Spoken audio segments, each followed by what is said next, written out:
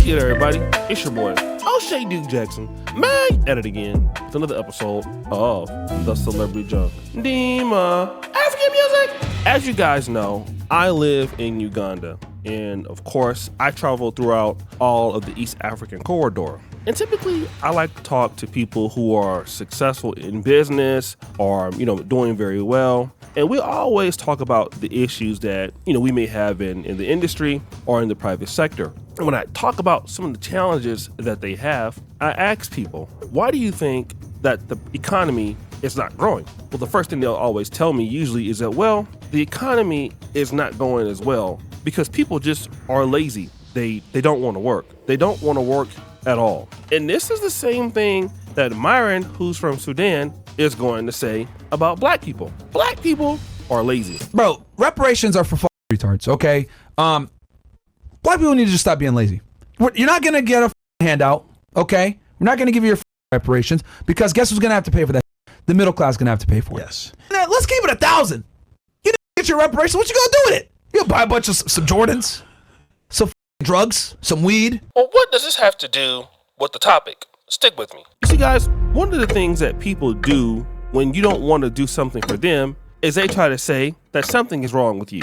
You are lazy is one of the things you always hear. The same thing that happens in Africa. You see, people who say that somebody is lazy, they're the same people that don't want to pay. Have you ever met somebody like that? They want a lot from others, but they themselves don't want to pay, but they don't have any problem with getting paid. He's right, And this is something that Myron has done in the industry. Fresh and Fit podcast made a lot of money. So in theory, they shouldn't have had any problems paying their guests or paying for collaborations. This is something that is quite popular in our industry. When we want to work with someone else and invite them on to where we're at, we are the ones that should have paid. Remember, I met up with Brandon Jamal and we talked about the same situation. They also didn't want to pay him, although they reached out to him. But they tried the same thing with Charleston White and it didn't work well. I want to tell Fresh and Fit. So listen, this is what these said. Now they paid me, the first podcast they paid me. They invite me to come back on the second podcast, but them don't want to pay me. They told me it was a gesture. So let me tell Fresh and Fit this. You bitch. I think the light skinned is a sucker. I think the dark skinned is a punk. Yeah, I don't think them can get no kind of pussy, baby. Now them more. You see how they talk to women? Now when I got on the show, I put some macking down. I showed you how to mac to the young bros. Did y'all notice when I was on them show, them little hoes listen to everything I said? Them niggas were beating up on the bitch. Them niggas some niggas that couldn't get no in school. Now look at them. They beating up on the girls because they in a better position. Now only the strong can show compassion for the weak. You don't show no compassion for them young girls. And I notice y'all pick on girls just left their mamas and daddy's house. You don't go get no women. You don't go get no married women that got a strong man and talk to them. You go get the most vulnerable young ladies out of our population. I think both you Fresh and Fit is the weakest black man talking. It was a big mess. At the same time, you gotta remember, Fresh and Fit was one of the top super chatted channels all over the world. They were probably number 5 or number 6 before they got demonetized. They would get thousands and thousands and thousands of dollars every day on Cash App. They would get thousands upon $1,000 in super chats, and then they would get thousands and thousands of donations everywhere. They had the money to pay, guys. They just didn't want to pay it. But then they never thought that they would get exposed like this because some unexpected thing happened. You see, Fresh and Fit is now on the decline, and they don't have the money that they used to. They only make money on Rumble. They can't get monetized on Facebook or YouTube anymore. So they're just broke at the same time talking about other people are lazy.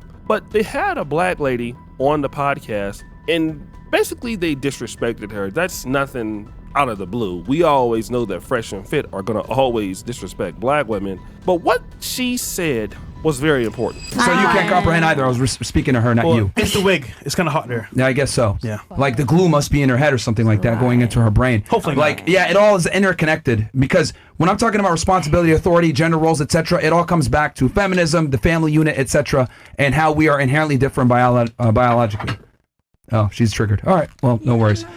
paid for this. I'm just sitting here. Why y'all just disrespect me in my face? It's All right, well, that's fine. Have a nice night. Did you hear the end of that? I'm not even getting paid to be here. So wait a minute.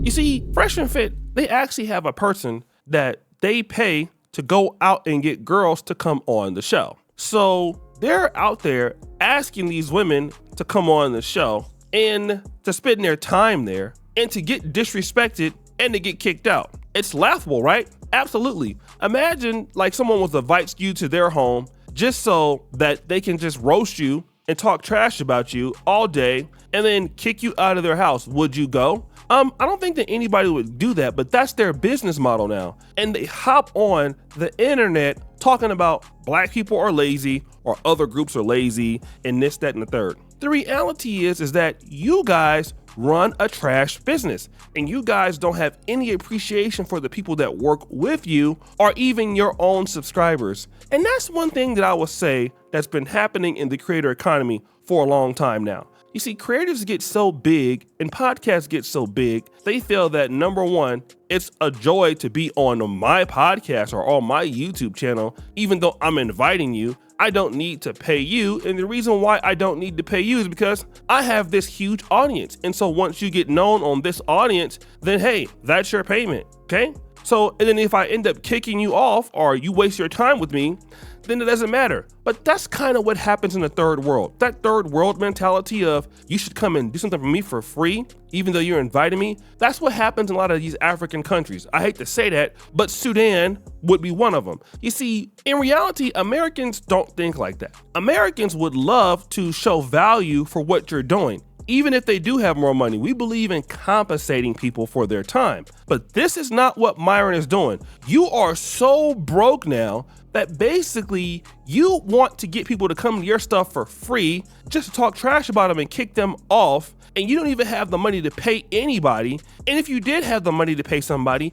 you still wouldn't. But at the same time, African Americans are lazy. Well, let's tie this back. A lot of people would be lazy if they could not get paid. And not to say that some blacks are not lazy, but damn, if I knew I had no incentive with dealing with somebody, I wouldn't want to get paid either. Like I said here, a lot of people that work in restaurants in Africa, they might get $60 or $70 a month. That could be less than $2 a day. You're working, you're paying for your food, you're paying for your transport, and you expect that this person should basically go out there and give all kind of great service and work all day and be happy when it costs like double that to be them every day. They can't pay their rent from that salary. They can't pay their transfer for that salary, so they drag their feet. They're not gonna wanna do a good job because you're not paying them. You know what I mean? And so imagine that the payments sometimes come late. You have a hard time paying $60, but like 3 or 4 months late. So people are out there so broke. And then you expect somebody to do a good job? This is the same thing that Myron is doing.